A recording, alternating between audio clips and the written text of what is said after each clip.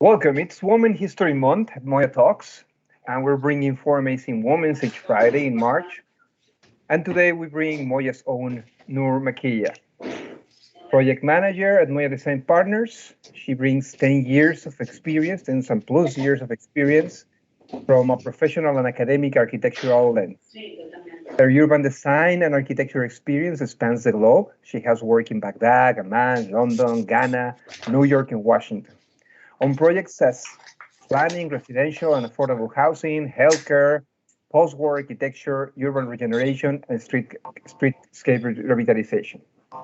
She's a favorite at Moya. I know that for a fact. So we welcome Noor. Thank you for accepting the invitation.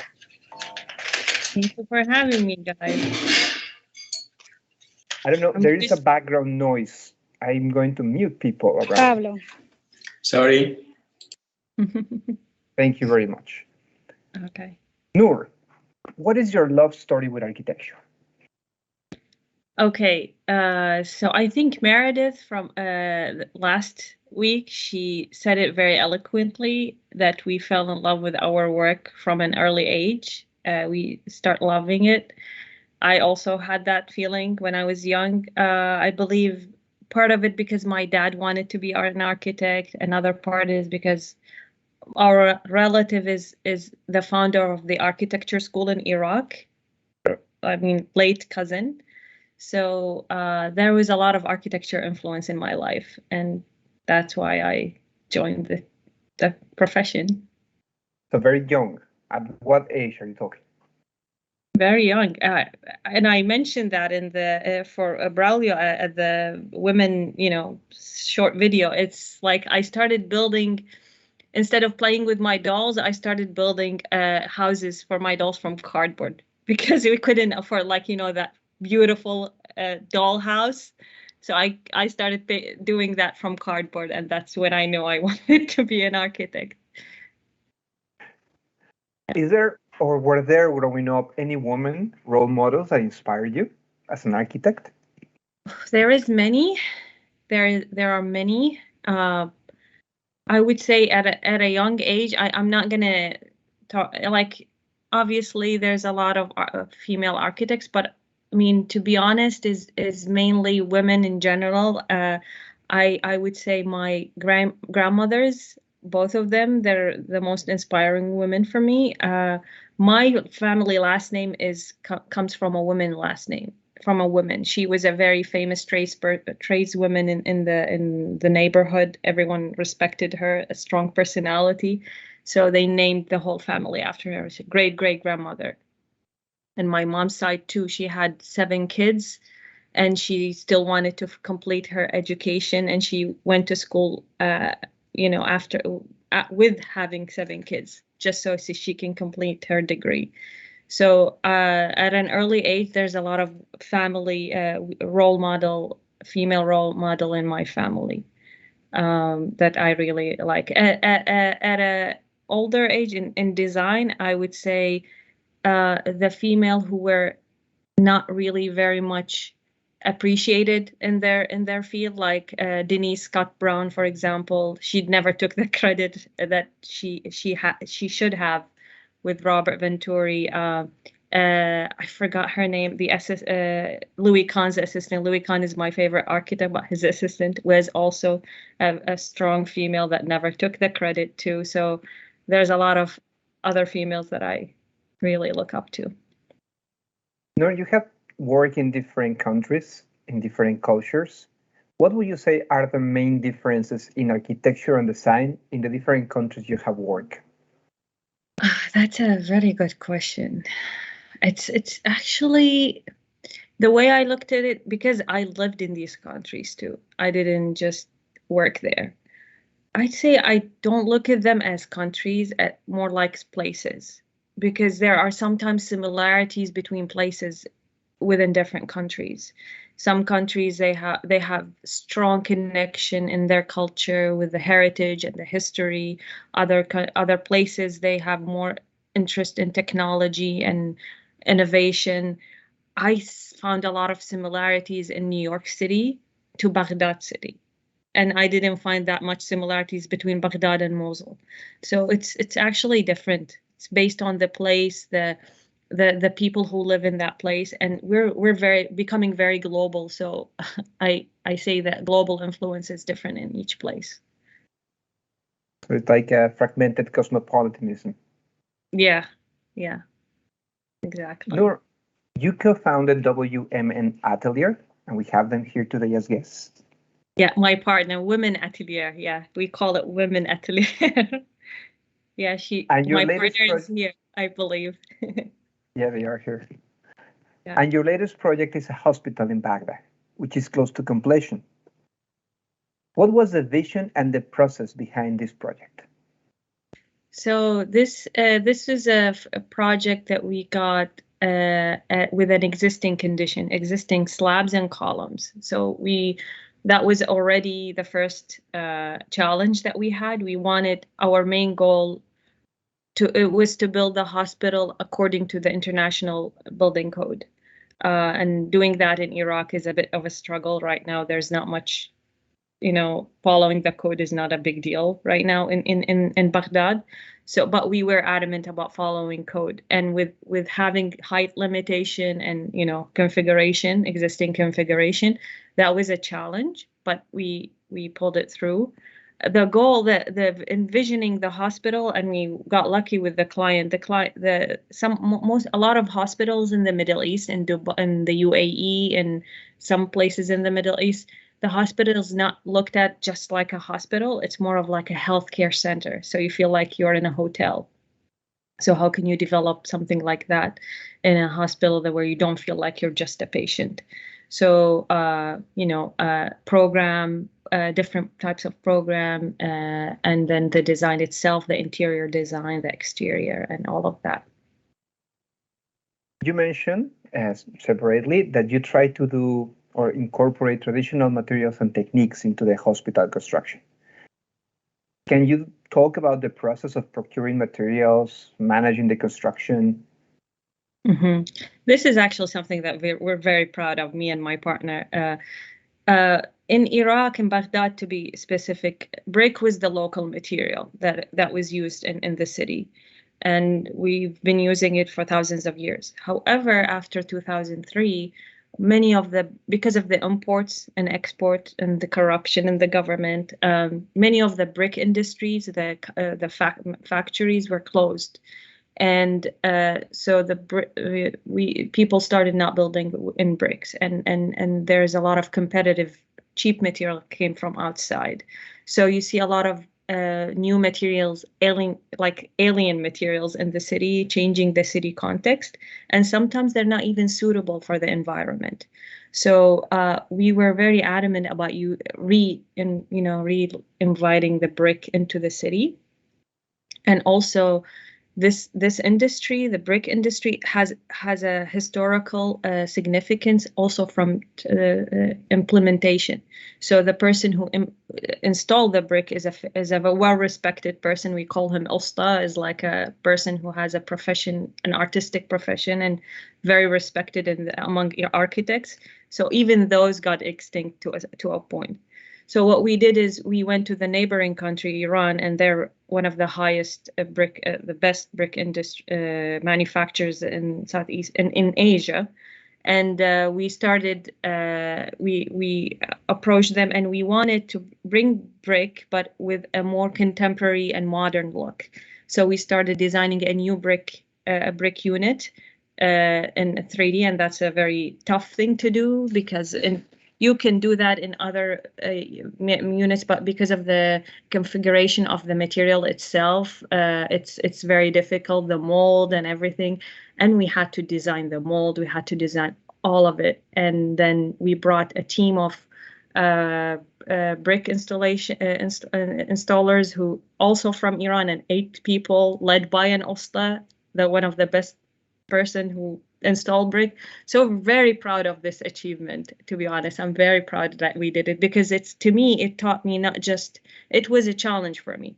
It was a challenge to design a facade up to completion, a challenge to design in brick unit an old material, a living material, and make it more contemporary using parametric and And like using, when you design a facade, a pattern, and make it more contemporary, that's a challenge in itself. And the biggest challenge is how can you jump from the design and making it look beautiful, but the execution itself, and even like thinking how this material is being created and going to the factory and the mold and all of that details. That to me is a big achievement in understanding that process.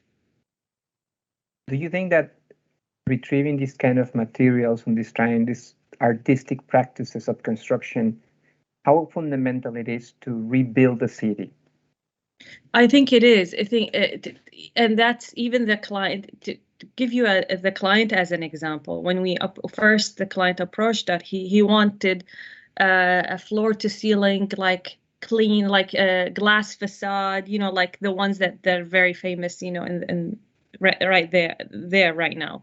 But we with slowly we showed him how this can be something else, and now he's like in love with it, and he wants to, everyone comes to see it, and everyone who walks by now is asking about this material. And when we tell them brick, they get surprised because they always view brick as an old material.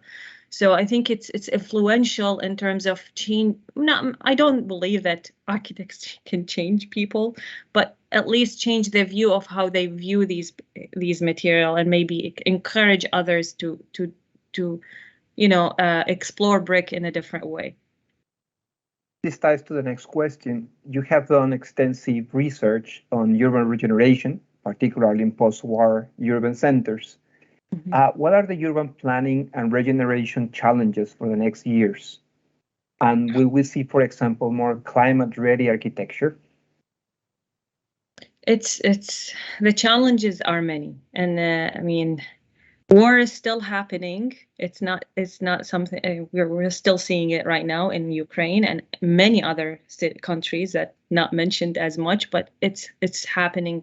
Cities are getting destroyed, historical places are getting destroyed. So this in itself is happening. There's a lot of, as you said, climate changes. The climate change also affects cities with flooding and a lot of coastal city that you might not see in a few years. And how can we, start developing that? And an additional change that really drastically change how we view public space is the pandemic itself. So public spaces have changed, workplaces have changed. All of that is changing the way we view city, the work-live mentality, and I would say, yes, a lot of cities, at least in education, this is mentioned a lot, and that's optimistic.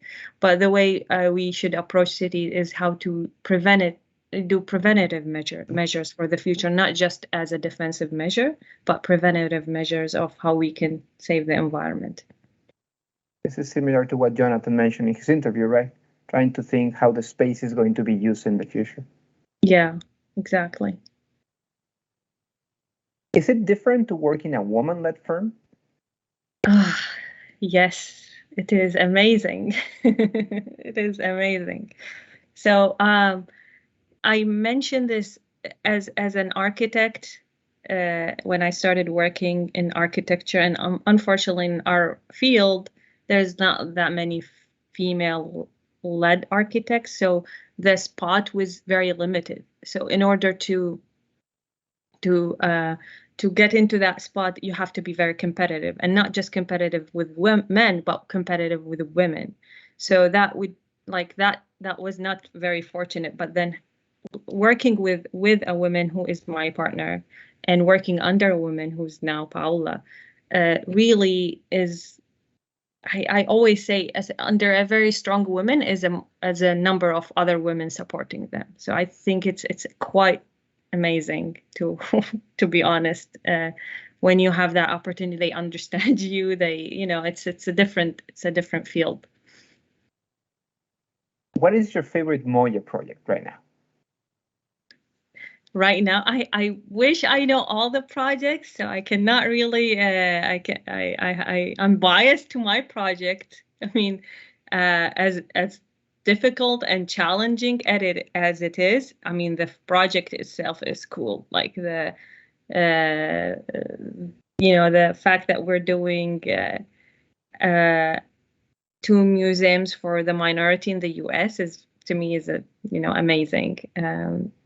And I always like site analysis and all of that. But I wish that I know more projects, and I'm very hopeful about the new project that I'm working on, Tacoma, which is another cool project, I think. But yeah, so.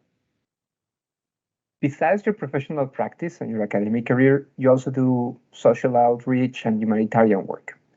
Could you please elaborate a little bit on that and your work with Asian initiatives and with the Youth Revolution in Baghdad?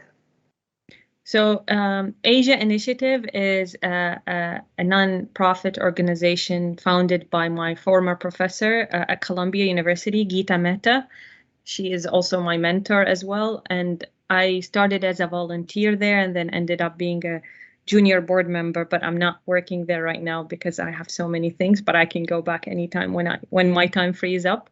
It's the Asia Initiative. They empower women they started at Southeast Asia to empower women in underserved community by using social capital credit. So we go to a community and approach the community not by giving them money, but by giving them credit. And that credit comes from asking the community what they needed, and especially the women, because to be honest, they're like the main source of income in the family in certain communities.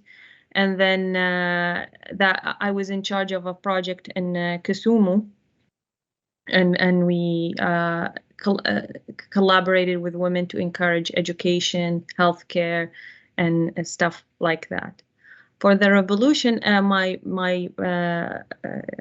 partner and I, we worked. There was a revolution that took place in October from the youth of Iraq. They all collaborated against the corruption of the government, and they wanted like new actions from the government. So they all collaborated in an area in Baghdad. And what we did, we wanted to hear their voice and make it valid. And we created a questionnaire for them in terms of how they wanted to look at their cities, how they wanted their cities to look like. So learning from the community outreach that I do here, we started implementing that in Baghdad, which has not been done. Like community outreach is not something that people do. So we used that, and we created a report that we submitted for the Prime Minister, and using the voice of the youth, and started recommending a kind of like a study, an urban study of how you can approach your city, the effects of the weaknesses of the city, where there are opportunities for design, and how we can improve it. I have a question. We're going to see pictures from your hospital. Yeah, we'll share it with you soon. It's on its way, so we'll share it soon, definitely. Because I know you're passionate about organic food. Yeah. So could you please tell us a little bit about the organic agriculture of Iran and its reconstruction? So we discussed that before. I mean, fruit and vegetables in the Middle East, in Iraq and Iran to be specific. Iraq is called the Fertile Crescent. Is a very fertile land, and the fruit there and the vegetables there is completely different. So cucumbers and tomatoes, to be specific, are insanely amazing in Iraq and Iran. Iran, they call it, even here in the US, they call it Persian cucumber. So we were talking, Rodrigo and I, about how it's interesting. When I lived in Iran and Baghdad, in Bahran, Baghdad, every fruit has its own season, so you won't taste certain fruit on the winter versus the summer, and that's when you know that it tastes organic. Yeah. Do you see a way in which, in urban architecture, in DC, for example, you can incorporate this kind of seasonal growing of food? Yeah, I mean, it's it's the topic that we also talked about 2 weeks ago. It's about urban farming and enhancing, agriculture and how can we empower agriculture and gardening in the land.